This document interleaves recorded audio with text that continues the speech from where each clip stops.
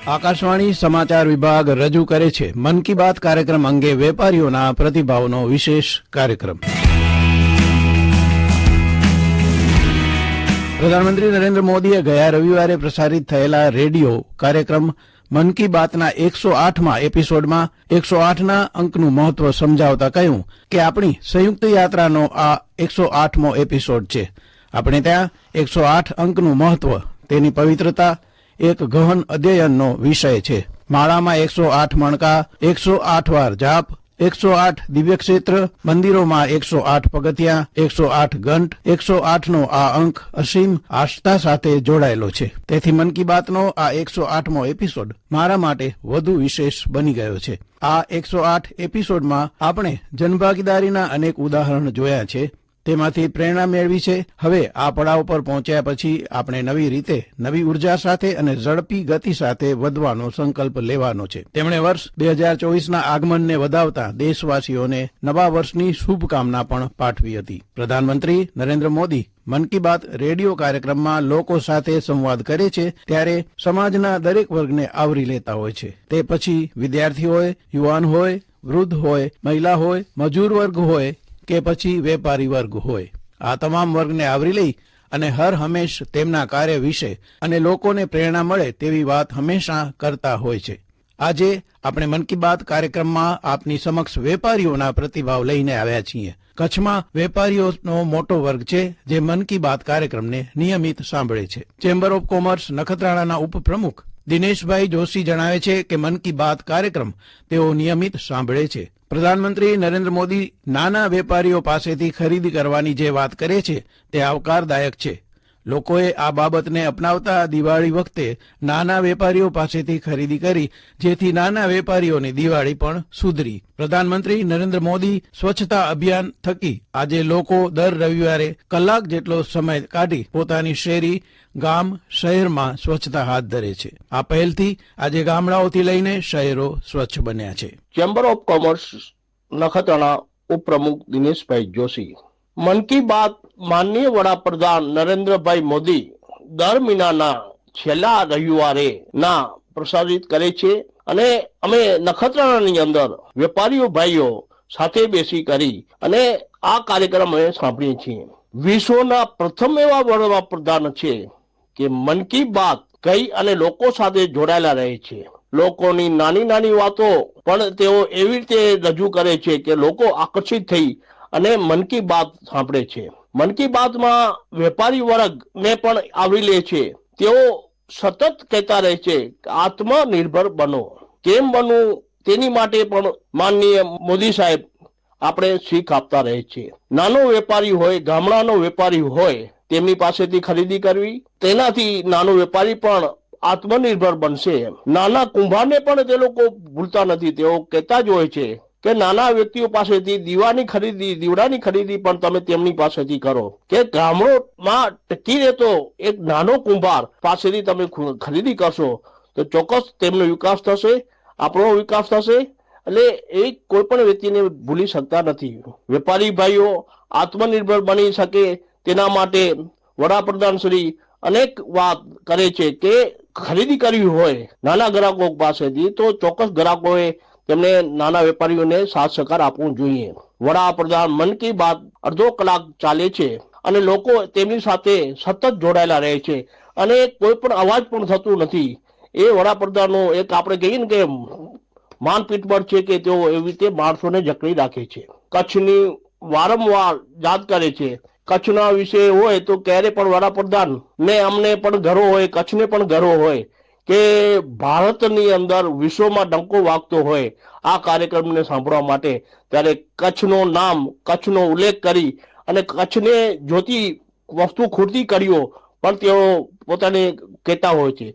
મન કી બાતમાં નાના માણસોને પણ ભૂલતા નથી, નાના કારીગરોને પણ ભૂલતા નથી અને સ્વચ્છતાના પ્રશ્નો સિટીઓથી કરી અને હવે નાના ગામડાઓ સુધી પણ હવે ચાલુ થઈ ગયા છે.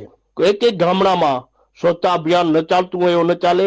કારણ કે હવે બિલકુલ તમે જ્યાં જશો ત્યાં કને પાર્ટી હશે, કોઈ પણ હોય, ત્યારે કોઈ પણ કચરો બહાર ફેંકતું નથી અને કચરા પેટીમાં કચરો નાખતા હોય છે. સાથે દર રવિવાર હોય 8-10 દિવસો ગ્રુપ બનાવી અને દરેક લોકો સફાઈમાં જોડાયેલા રહે છે. મન કી બાતમાં અભિયાન ખાસ જોર પકડે છે.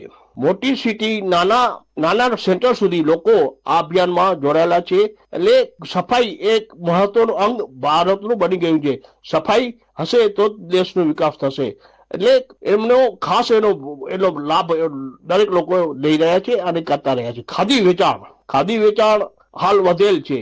નાના કારીગરોને પણ તેનો લાભ, નાના વેપારીઓને તેનો લાભ મળી રહે છે. જય હિન્દ, જય ભારત. પ્રધાનમંત્રી નરેન્દ્ર મોદીએ નારી શક્તિને વંદન કરતા જણાવ્યું કે આપણી ભારત ભૂમિ દરેક કાળખંડને દેશની વિલક્ષણ દીકરીઓએ ગૌરવથી ભરી દીધો છે.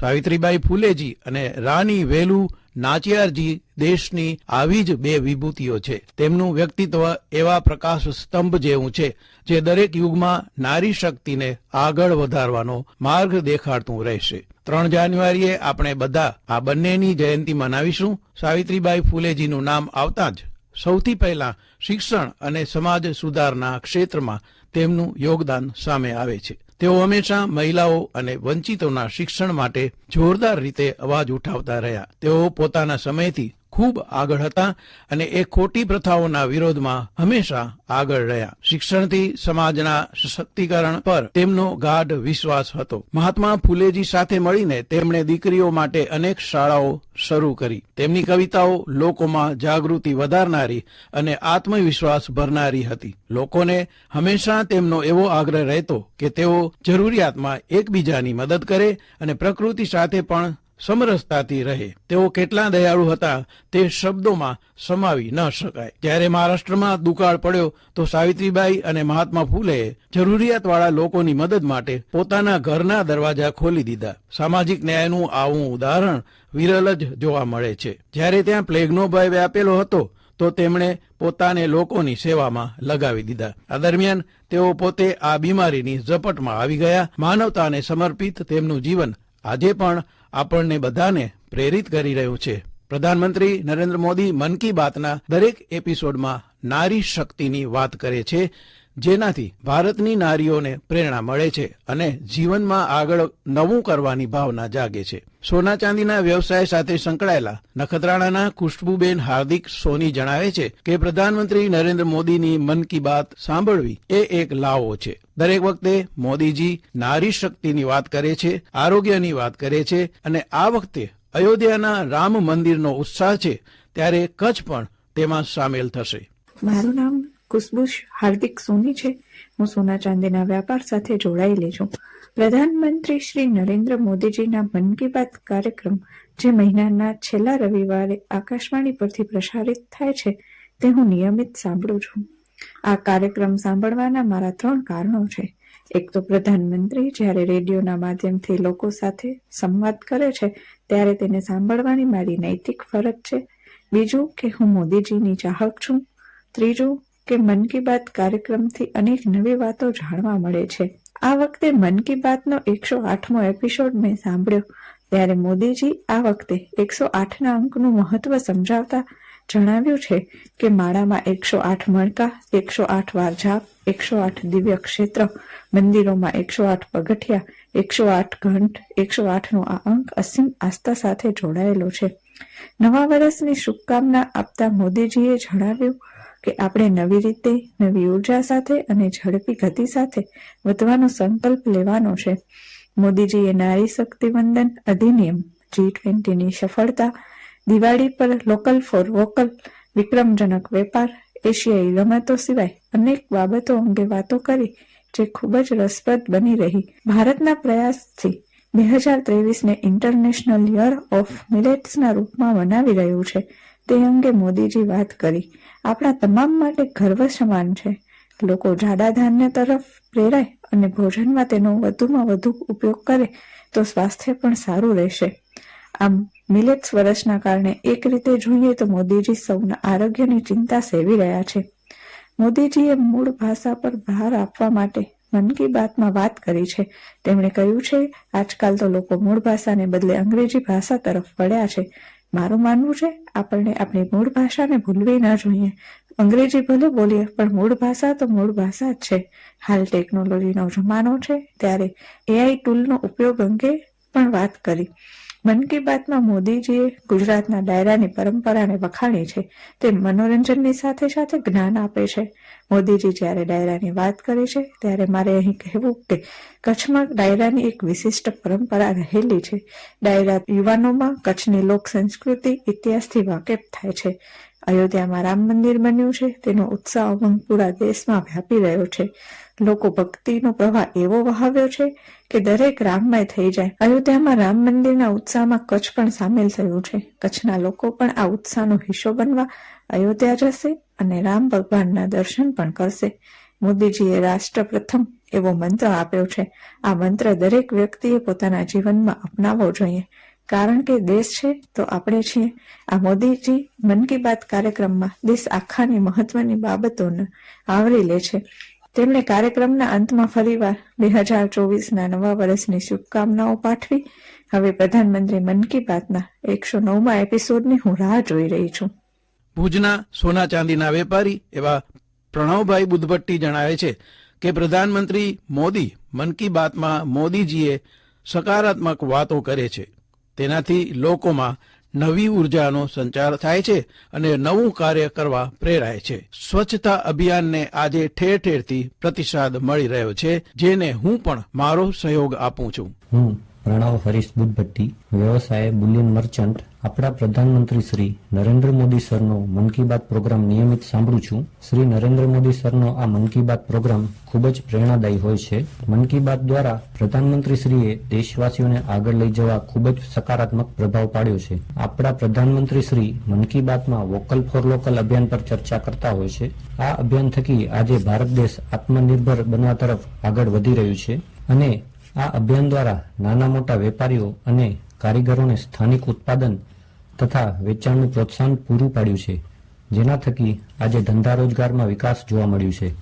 હમણાં આપણા દિવાળીના તહેવારમાં સ્થાનિકે બનતી વસ્તુઓમાં સારો વેપાર જોવા મળ્યું. પ્રધાનમંત્રી શ્રીના વોકલ ફોર લોકલ અભિયાન દ્વારા આપણી સ્થાનિક વસ્તુનું ઉત્પાદન અને વેચાણ સાથે નેશનલ તેમજ ઇન્ટરનેશનલ લેવલે ઓળખ ઊભી થઈ. આપણા કચ્છની હેન્ડીક્રાફ્ટની વસ્તુઓ, કેસર કેરી, ખારેક જેવા ફળો તેમજ અન્ય કચ્છી પ્રોડક્ટને નેશનલ તેમજ ઇન્ટરનેશનલ લેવલે ઓળખ મળતા આપણા કચ્છી વેપારીઓ અને કારીગરોની પ્રગતિ જોવા મળી છે.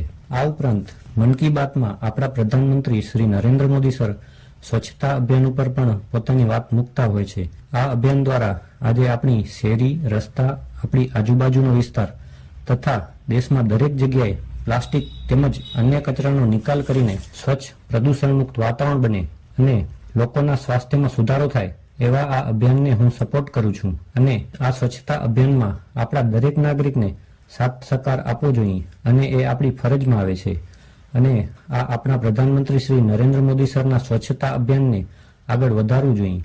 મન કી બાત પ્રોગ્રામ દ્વારા આપણા પ્રધાનમંત્રી શ્રી નરેન્દ્ર મોદી સરને આપણને સ્પર્શતા દરેક વિષયો પર ચર્ચા કરતા હોય છે અને પોતાનો વિષય પણ મૂકતા હોય છે. મન કી બાત દ્વારા તેમની સકારાત્મક ચર્ચા અને તેમના દ્વારા ચલાવાતા અભિયાન થકી આપણને એક સકારાત્મક પ્રેરણા તેમજ ઉર્જા મળે છે અને આગળ વધવા માટે એક નિશ્ચિત પથ તૈયાર થાય છે, જેથી આપણે મન કી બાત પ્રોગ્રામ દ્વારા આપણા પ્રધાનમંત્રી શ્રી નરેન્દ્ર મોદી સરના દરેક અભિયાનમાં જોડાઈને સાથ સહકાર આપતા રહીશું તો આપણે પ્રગતિના પંથ પર વિના વિઘ્ને આગળ વધી શકશું.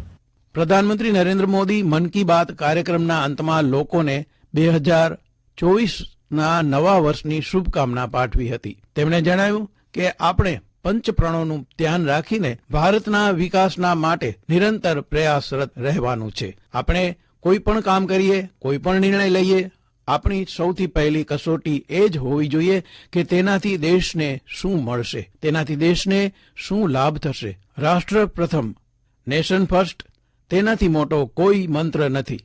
અને આ સાથે મન કી બાત કાર્યક્રમ અંગે વેપારીઓના પ્રતિભાવનો વિશેષ કાર્યક્રમ અહીં પૂર્ણ થયો.